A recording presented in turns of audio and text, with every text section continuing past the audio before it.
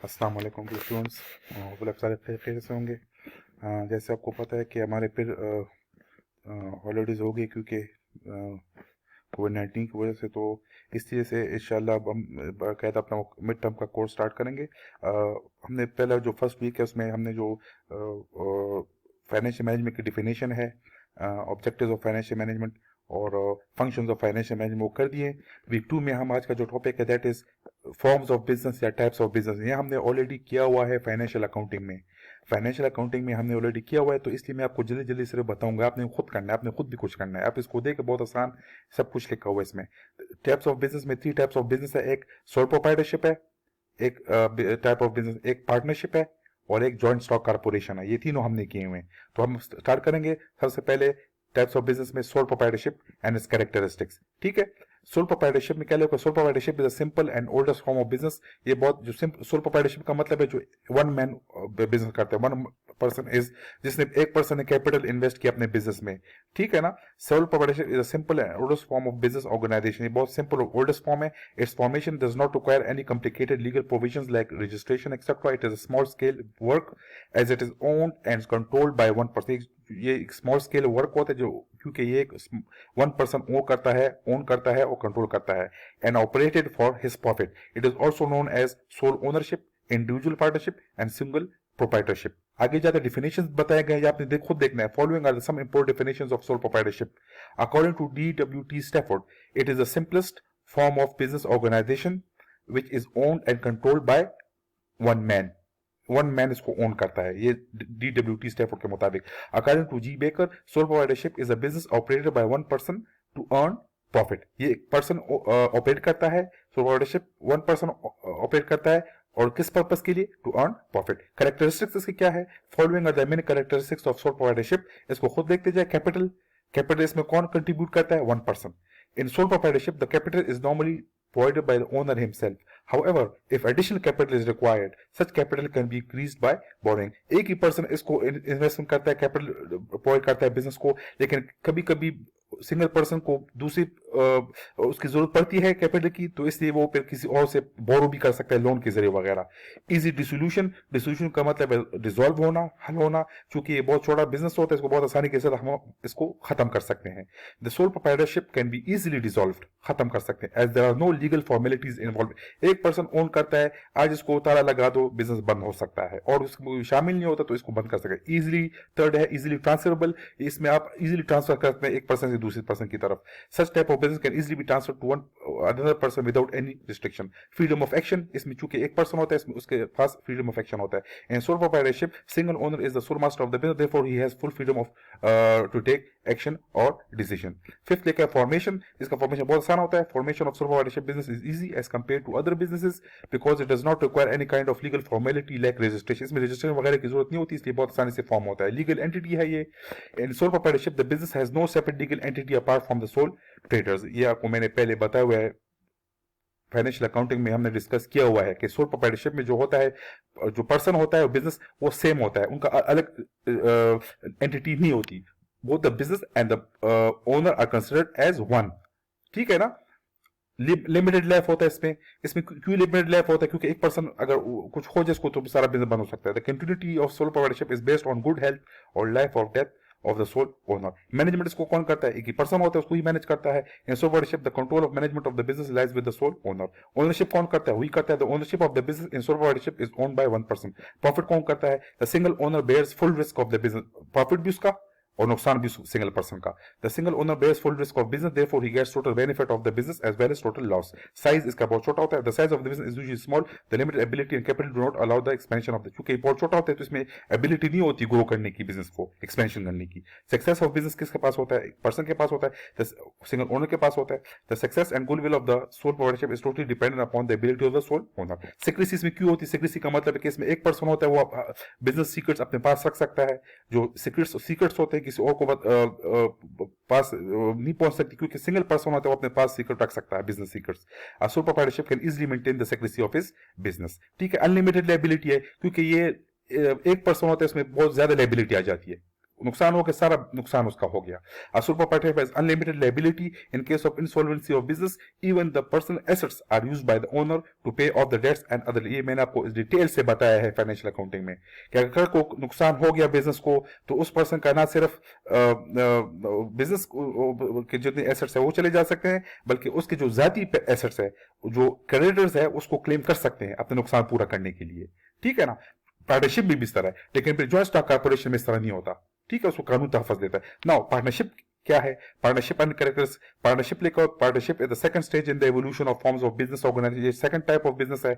It means the association of two, एक single person से two हो गए और more persons to carry on as co-owners. That is a business for profit. The persons who constitute this organisation are individually termed as partners and collectively known as firm, and the name under which their business is conducted is called the firm name. In ordinary business, the number of partners, ये इसके शराइत है partnership के, एक ordinary business में the number of partners should not exceed 20 से ज्यादा नहीं होने चाहिए ऑर्डिनरी बिजनेस में पार्टनरशिप पार्टनर्स की तादाद. But in case of banking business it must not exceed 10. ठीक है ना.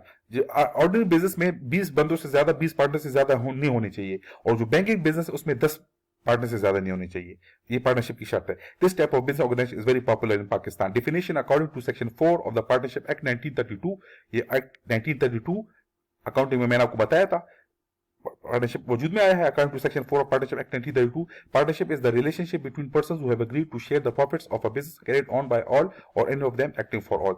According to mister Kent, a contract of two और more competitive persons to place their money. दो पर्सन्स होते हैं या दो से ज्यादा पर्सन जिन्होंने अपने पैसे इन्वेस्ट किए हैं, अपनी मेहनत, एफर्ट्स, लेबर वगैरह इन्वेस्ट किया है उस बिजनेस में, एंड स्किल्स वगैरह इन्वेस्ट किया उस बिजनेस में, सम और all of them in a lawful commerce, एक लीगल बिजनेस में, लॉफुल लीगल बिजनेस या कॉमर्स या business, and to divide the profits and bear the losses in certain proportion. उन्होंने आपस में फैसला किया हुआ है कि जो प्रॉफिट हो जाए, नुकसान हो, आपस में बेयर या वो बर्दाश्त करेंगे इन सर्टेन प्रोपोर्शन. कैरेक्टरिस्टिक्स क्या है? The main characteristics of partnership में be narrated is under agreement. ये एक अग्रीमेंट है दो पर्सन के दरमियान, दो पर्सन से ज्यादा. Agreement is necessary for partnership. Partnership agreement में भी रिटन और ऑरल. ठीक है, रिटन भी हो सकता है, ऑरल भी हो सकता है पार्टनरशिप शुरू करने से पहले.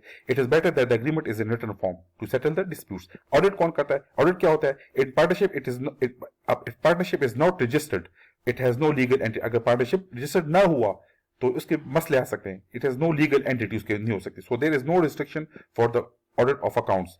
एजेंट होता है.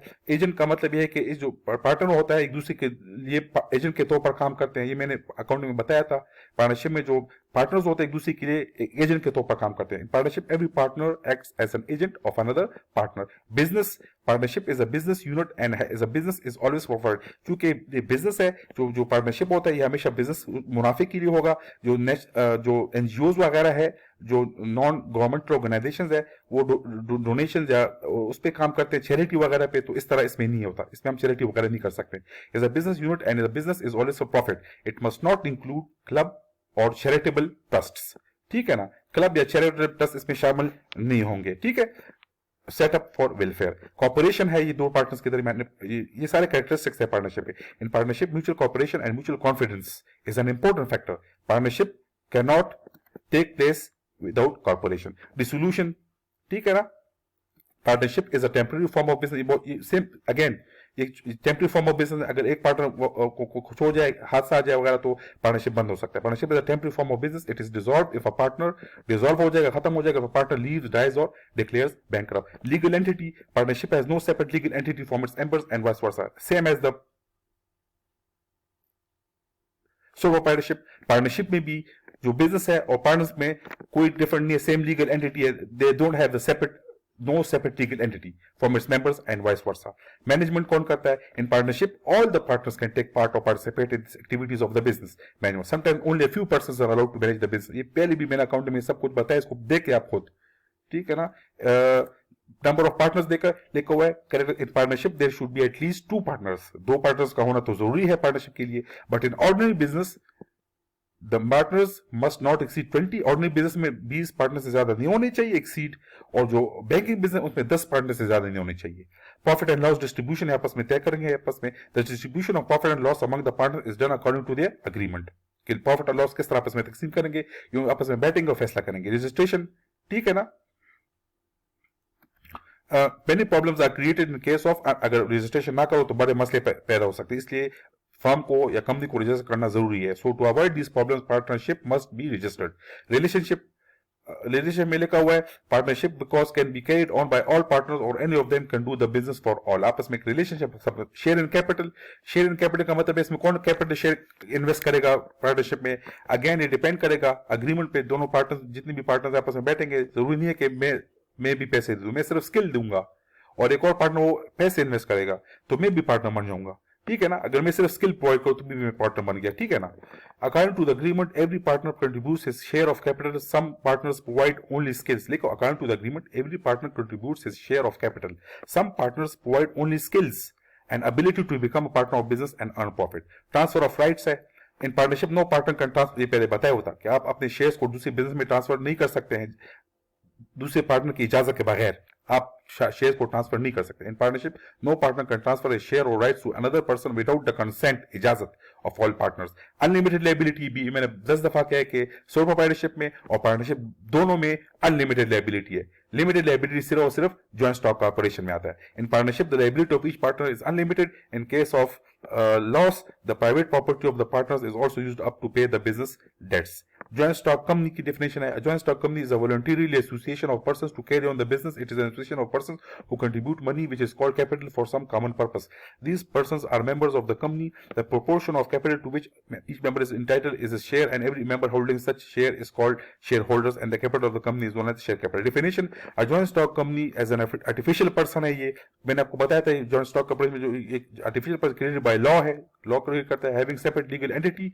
अब इसमें सेपरेट लीगल एंटिटी की बात आती है. From its owners with perpetual succession का मतलब है चलता जाता है and common seal. Share holders of joint stock company have limited liability. अब इसमें limited liability limited by guarantee और shares of such company are easily transferable. ठीक है. इसमें आप ट्रांसफर कर सकते हैं. ठीक है. उसमें हम ट्रांसफर नहीं कर सकते पार्टनरशिप में. From the above definition the following characteristics of joint stock company can be easily identified. Artificial person है, इसको देखे आप. A joint stock company is an artificial person as it does not possess any physical attributes of a natural person and it is created by law.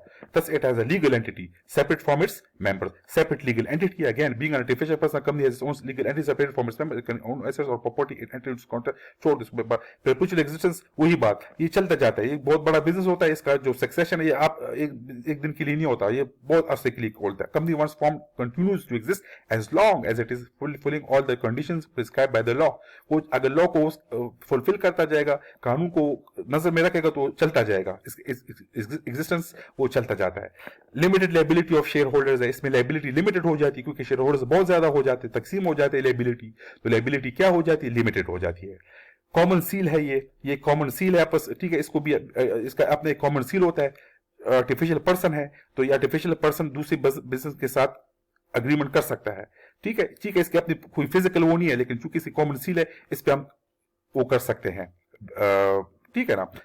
देखिए, being an artificial person, a joint stock company cannot sign any document. Thus, this common seal is the company's representative while dealing with outsiders. Transferability of shares आप इसमें कर सकते हैं.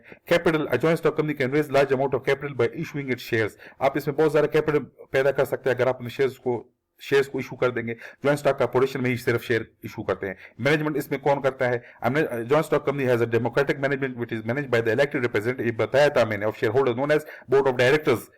सालाना एक इजलास होता है उसमें हम वोटिंग करते हैं उसमें बोर्ड ऑफ डायरेक्टर्स को चुनते हैं. मेंबरशिप कौन होता है? ठीक है. लिखो to form a private limited company minimum number of members prescribed in the companies act is 2 and the maximum number is 50. But in the case of public limited company, the minimum limit is 7 and no limit on number. ये आप खुद देखिए. Formation इसका case तरह ये भी. अब इसमें उसके बाद है following are the advantages of joint stock company. आसान इंग्लिश में लिखा हुआ है बेटे. आप इसको जरा खुद देखे. कहने का मकसद ये मैंने पहले किया हुआ है. ये फिर मैंने आपको बोल दिया. प्लीज इसको आप खुद पढ़े. ठीक है. सोल प्रोप्राइटरशिप क्या है उसके कैरेक्टरिस्टिक्स, पार्टनरशिप क्या है उसके कैरेक्टरिस्टिक्स, और जॉइंट स्टॉक कॉर्पोरेशन क्या है और उसके कैरेक्टरिस्टिक्स पूरे डिटेल्स इसमें सब कुछ साफ साफ लिखा हुआ है. ठीक है. फॉलोइंग अब ये सिर्फ एडवांटेजेस आ गए जॉइंट स्टॉक कंपनी की. लिमिटेड लायबिलिटी एक एडवांटेज है. परपेचुअल एक्जिस्टेंस एक एडवांटेज है, चलता जाता है. लार्ज स्केल ऑपरेशन है. ट्रांसफरेबिलिटी ऑफ शेयर्स में चूकी होती है ये भी एक एडवांटेज है. रेजिंग ऑफ फंड्स में बहुत ज्यादा कर सकते हैं. सोशल बेनिफिट है. रिसर्च एंड डेवलपमेंट में काम कर सकते हैं. अब इसमें disadvantage of joint stock company आप देखें. Formation is not easy. Double taxation इसमें होता है, बहुत ज्यादा महंगा होता है. Control by board of director सब कुछ करता है तो इसमें डिसएडवांटेज है. एक्सेसिव गवर्नमेंट कंट्रोल इसमें आता है. गवर्नमेंट इस पर बहुत ज्यादा कंट्रोल करता है जॉइंट स्टॉक कॉर्पोरेशन पे, ठीक है। डिले इन पॉलिसी डिसीजंस में आती है, ठीक है। तो ये सारा था हमारा टॉपिक, इसको आप खुद प्लीज देख ले, ठीक है। इसकी वीडियो आप देखे तो इसमें सोल प्रोप्राइटरशिप, पार्टनरशिप और जॉइंट स्टॉक कॉर्पोरेशन करते जाएंगे। Thank you very much.